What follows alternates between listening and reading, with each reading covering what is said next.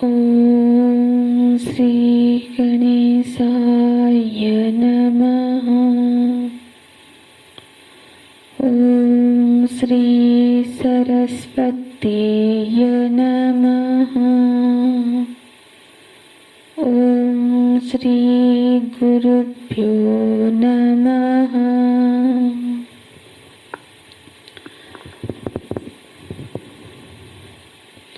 श्लोक नंबर 51। कर्मजं बुद्धियुक्ता हि फलं त्यक्त्वा मनीषिणः जन्मबन्धविनिर्मुक्ताः पदं गच्छन्त्यनामयम्। पदं गच्छन्त्यनामयम्।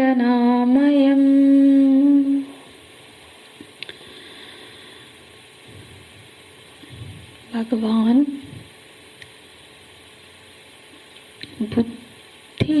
योग बुद्धि का गायन करते हुए कहते हैं, बुद्धि युक्त ही।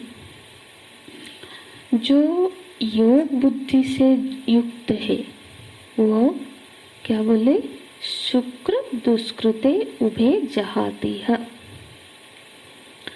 वो इस जीवन में ही शुभ अशुभ दोनों के ही प्रभाव से विनिर्मुक्त हो जाता है। कौन है वो? बुद्धि युक्त ही, बुद्धि युक्त है। और बुद्धि युक्त कौन है? उसकी पहचान क्या है? वो जिसके चित्त में, जिसके मन में हमेशा यह भाव जागृत रहता है कि मैं भगवान का हूँ। ये जो चित्त में एक पहचान है, ये जो चित्त की पहचान है, ये जो सतत जागृत रहती है कि मैं भगवान का हूँ, ऐसी बुद्धि जिसके मन में निरंतर जागृत रहे, निरंतर बनी रहे, तो फिर तो उसके द्वारा जो भी कर्म संपादन होंगे वो समस्त क्रिया भगवत संबंधी नहीं होगी, है ना। बुद्धि युक्त ही, युक्त माने जुड़ जाना, एवं बुद्धि मतलब ऐसी एक बुद्धि के साथ जुड़ जाना जो निरंतर ये बना रहे कि, ये निर्णय बना रहे कि मैं भगवान का हूँ, भक्त हूँ, सेवक हूँ, प्रेमी हूँ, मैं उनका हूँ। ये भाव सतत बना हुआ हो तो फिर तो उसके इंद्रियों से संपादित समस्त क्रिया भगवत संबंधिनी होगी। ऐसे व्यक्ति को भागवत कहा जाता है। भागवतः इति भगवतः इति भागवतः। जो भगवान का हो गया है उसे भागवत कहते हैं। जैसे जो भारत का है उसको भारतीय कहते हैं, उसी तरह से जो भगवान का है उसको भागवत कहते हैं। तो इस हिसाब से अर्जुन भागवत हुए, है ना। ध्रुव जी भागवत हुए, प्रहलाद जी भागवत है, भीष्म पितामह, माता कुंती भागवत है, महाराज परीक्षित, सुखदेव जी भागवत है, भगवान के हैं। तो जहाँ पे इन सब की कथा है उसको कहा जाता है भागवत महापुराण। तो ऐसा जो भागवत हो गया है उसका जो सारे नित्य क्रियाएं हैं, बैठना, बोलना, भोजन करना, ये सब भी भगवत संबंधनी ही हो जाती है। वो जब भोजन भी करता है तब भी वो अपने रस लेने के लिए, भोग के लिए नहीं, कि ऐसा भाव रहता है कि मेरे उदर में बैठकर भगवान को, जो बैठे हुए वैश्वानर है, उनको मैं आहुति प्रदान कर रहा हूँ। भगवान ने गीता जी में ही बोला है ना, अहम वैश्वानर। मैं वैश्वानर, जो हमारे उदर में जो अग्नि है, जठरा अग्नि है, वही हूँ। तो फिर वो जो भोजन क्रिया भी एक हवन हो गई, वो एक आराधना हो गई। तो उसकी सारी क्रियाएं भगवत संबंधी हो जाती है। ऐसा जिसका व्यक्तित्व बन गया तो उसकी संज्ञा हो गई बुद्धि युक्त। और भगवान बोलते हैं, आगे का श्लोक देखेंगे, ऐसे व्यक्ति को कहेंगे यह बुद्धि युक्त। जिसकी स्थिति हो गई उसका, ऐसी जैसी स्थिति हो गई उसको फिर क्या चिंता की परिस्थिति सुखद है या दुखद है। भगवान इसलिए बोलते हैं बुद्धि युक्त मनीषिणः। 51वां श्लोक, बुद्धि युक्त है मनीषिणः। मनीषी को कौन होता है? मनीषिणः। मनीषी माने जो मननशील है, जो मनन करने में सामर्थ्य है। मनीषी से बहुवचन हो गया मनीषिणः। तो ऐसे जो बुद्धि युक्त मनीषी है, मतलब ऐसे जो बुद्धि युक्त मनीषिणा है, वो क्या करते हैं? तो बोले कर्मजं फलम त्यक्त्वा। श्लोक को देखेंगे, हम अन्वय करते हुए बोलते हैं। तो कर्मजं फलम त्यक्त्वा माने कर्म से उत्पन्न होने वाले फल को त्याग कर देते हैं। कर्म से फल को त्याग कर देते हैं। पर हमने तो ये पढ़ा था कि हमारी फल में स्वतंत्रता नहीं है। भगवान थोड़े ही श्लोक से पहले बताए है ना, माँ फलेषु कदाचन, हमारा कभी भी फल में अधिकार तो है नहीं।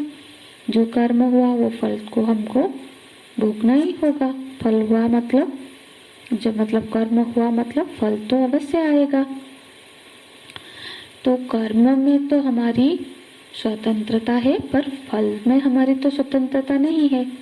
और यहाँ पे भगवान बोल रहे हैं कर्मजं ही फलम त्यक्त्वा। कर्म से प्राप्त फल को वो त्याग कर देता है।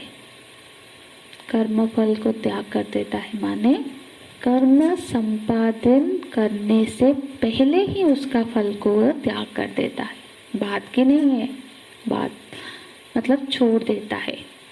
फल की ये जो कर्म कर रहा है उससे पहले इस कर्म से मुझे ये फल चाहिए, ऐसा फल मिले, ऐसा फल की फलाशक्ति जो है उसको वो छोड़ देता है।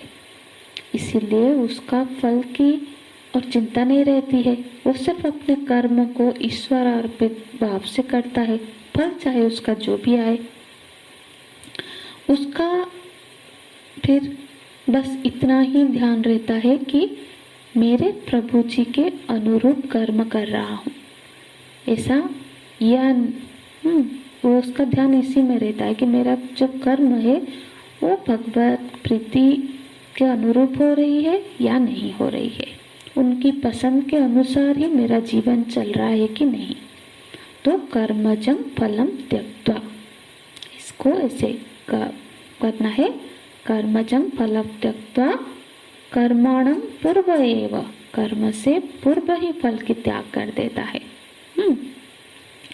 तो उनका फिर क्या होता है? जो ऐसा कर लेता है, जो ऐसे जो बुद्धि युक्त है, जो कर्म से पहले ही फल को त्याग करके भगवत प्रीत्यर्थ कर्म करते हैं, ईश्वर अर्पित कर्म करते हैं, उनकी फलस्थिति भगवान बोलते हैं जन्म बंध विनिर्मुक्ताः।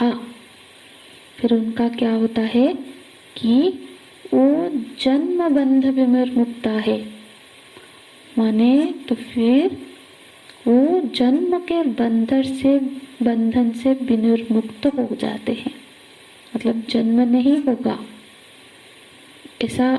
ये तो बहुत बड़ी फलश्रुति है ना, कि जो मनीषी है, जो बुद्धि युक्त मनीषी है, वो फिर जन्म रूपी बंधन से फिर वो मुक्त हो जाते हैं।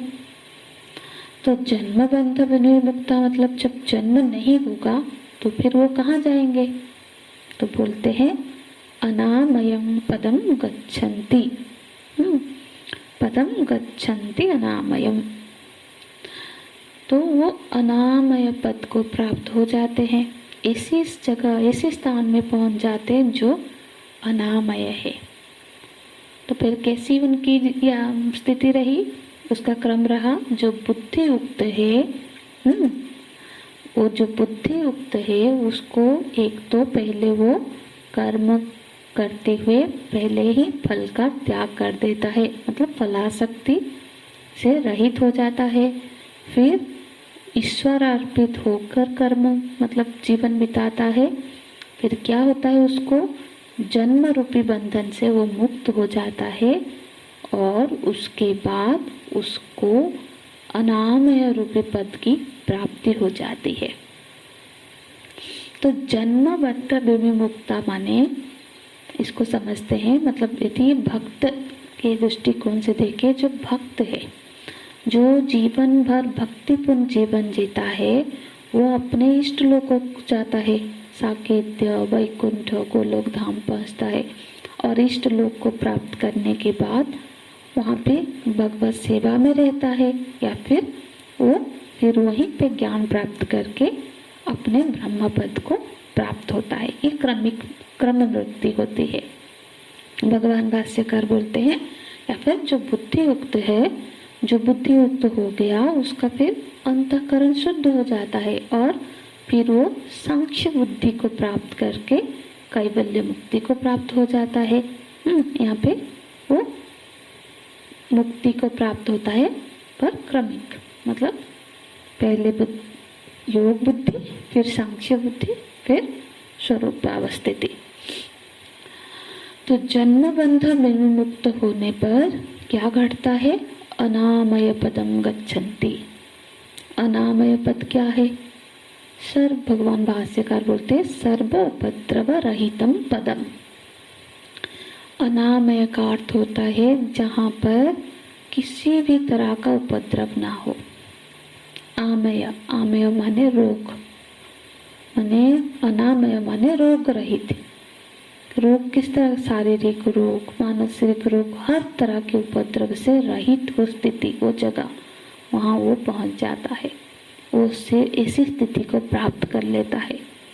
अनामयं पदम गच्छन्ति का अर्थ हुआ अपने भक्त की दृष्टि से वो अपने इष्ट लोक को प्राप्त होता है, फिर वहाँ पे वो क्रमिक मुक्ति को प्राप्त करके स्वरूपावस्थान करता है, और या फिर सांख्य योग को ज्ञान प्राप्त करके अपने निस्वरूप में आत्मानंद का अनुभव करता है।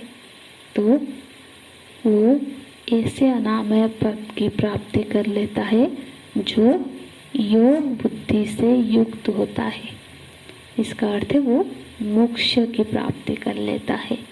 तो कितना बड़ा फलश्रुति है। आगे का श्लोक कल की कक्षा में देखेंगे। हरिओम तत्सत्। ओम पूर्णमदः पूर्णमिदं पूर्णात् पूर्णमुदच्यते पूर्णस्य पूर्णमादाय पूर्णमेवावशिष्यते। ओम शांति शांति शांतिः। हरिः ओम श्री गुरुभ्यो नमः। हरिः ओम श्री गुरुभ्यो